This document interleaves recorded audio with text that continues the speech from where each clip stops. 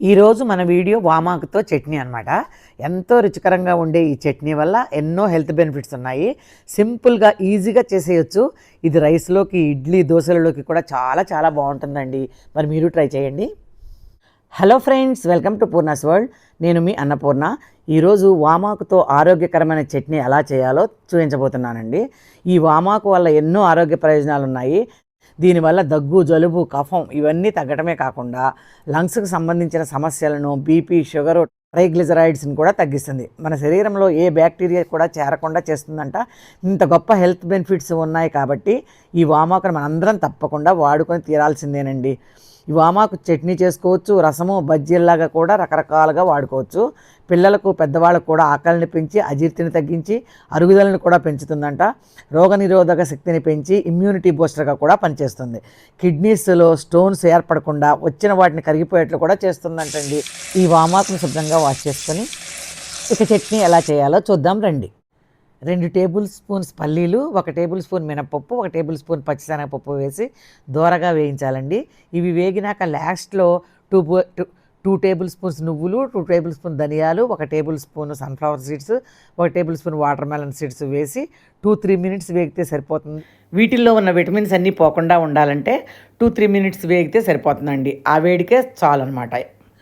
ఈ watermelon seeds, sunflower సీడ్స్లో protein, vitamin E, fibre ఇవన్నీ ఇంకా ఎన్నో రకాల విటమిన్స్ పుష్కలంగా ఉంటాయి. కాబట్టి ప్రతిరోజు ఏదో ఒక వంటల్లో వాడుకుంటూ ఉంటే మనకి ఎన్నో హెల్త్ బెనిఫిట్స్ అందుతాయండి. పచ్చిమిరపకాయలతో చేసుకోవచ్చు, ఎండుమిరపకాయలు, లేకపోతే సగం అయ్యి కూడా వేసుకోవచ్చు. నేను కాశ్మీరీ రెడ్ చిల్లీ కొంచెం, గుంటూరు కాయలు కొన్ని వేసి చేస్తున్నాను. ఇలా కొంచెం నేను చాలా ఆయిల్ తక్కువ వాడతానండి, ఆరోగ్యానికి మంచిది కాదని. మీరు కావాలంటే ఇంకా కొంచెం వేసుకోవచ్చు. ఇక్కడ మనం కొన్ని ఎండుమిర్చి, కొన్ని పచ్చిమిర్చి కలిపి చేద్దామండి. ఈ మొక్కను చాలా ఈజీగా పెంచేయచ్చండి. కొమ్మని తెచ్చి ఒక గాజు గ్లాసులో వాటర్ పోసి అందులో ఈ కొమ్మ పెడితే 10 రోజుల్లో చిత్రంగా వేళ్ళొచ్చేస్తాయి.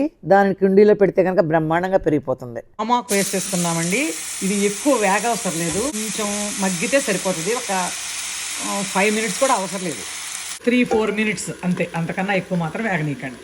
కొంతమంది పచ్చాకుతో కూడా చేసుకుంటారంట. బ్యాక్టీరియా లాంటిది ఏదన్నా ఉన్నా పోతుంది కదా అని కొద్దిగా. వెండి కావాలని ఇంగ్రీడియంట్స్ ఇవి ఫస్ట్ వేయించి పెట్టుకున్నాము. ఇది ఆకు, ఇవి కూడా వేయించి పెట్టుకున్నాం కదా. వీటిలోకి ఇదిగో 4 రెబ్బలు జీలకర్ర నేను కొంచెం ఎక్కువ వేస్తానండి. జీలకర్రలో ఫుల్ కాల్షియం ఉంటుందంట. దీనివల్ల కూడా ఎన్నో ఆరోగ్య ప్రయోజనాలు ఉన్నాయంటారు.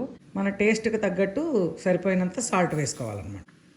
ఇంత చింతపండు, వెల్లుల్లిపాయ, జీలకర్ర, చింతపండు, అన్నీ వేయించిన ఎండుమిరపకాయలు, పచ్చిమిరపకాయలు, అంతేనండి. ఈ మూడింటితో మనం పచ్చడి చేసేసుకుంటే వామాకు పచ్చడి రెడీ అయిపోతున్నట్టే.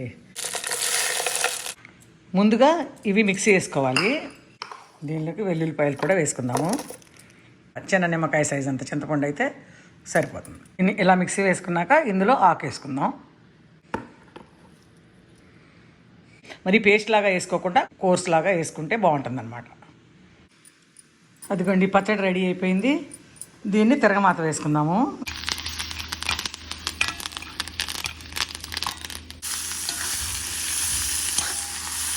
కలుపు తింటే ఉంటుందండి, బాగుంటుంది.